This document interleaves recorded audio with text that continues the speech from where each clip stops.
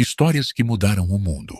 Segundo a BBC levou um inquérito à votação para descobrir as histórias que mudaram o rumo da história. No topo da lista, a literatura de língua inglesa, mas há um livro em português, de Machado de Assis. Ao longo do mês de abril, a BBC realizou uma votação para descobrir quais as 100 histórias que mudaram ou influenciaram o rumo da história. O inquérito, realizado em todo o mundo, foi respondido por 108 pessoas, autores, acadêmicos, jornalistas, críticos e tradutores, oriundas de 35 países.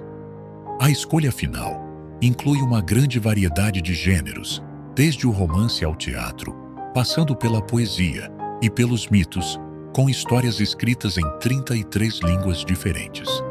Nas 5 primeiras posições, aquelas que mais interessava averiguar aos jornalistas da BBC, ficaram A Odisseia, de Homero, A Cabana do Pai Tomás, de Harriet Beecher Stowe, o primeiro romance lido a larga escala nos Estados Unidos da América, Frankenstein, de Mary Shelley, aquele que é considerado o primeiro romance de ficção científica, 1984, de George Orwell, e Quando Tudo se Desmorona, de Chinua Achebe.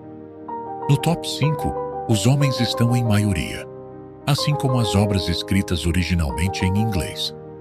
Esta realidade é transversal a toda a lista, que inclui apenas um autor de língua portuguesa, e nenhum português, Machado de Assis, que ocupa o 60º lugar. O livro é um dos mais conhecidos do escritor brasileiro, Memórias Póstumas de Brás Cubas. Olhando para o top 100, os escritores mais populares são William Shakespeare, Virginia Woolf e Franz Kafka, com 3 histórias cada um. De Shakespeare foram escolhidos Hamlet, Romeu e Julieta e Rei Lear. De Woolf, Rumo ao Farol, Mrs. Dalloway e Orlando. E de Kafka, O Processo, A Metamorfose e Antes da Lei.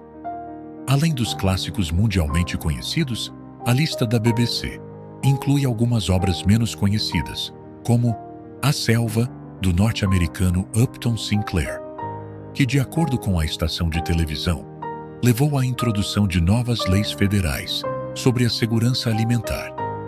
Toba Tek Singh, um conto do indiano Saadat Hasan Manto sobre a independência do Paquistão, é outro bom exemplo disso.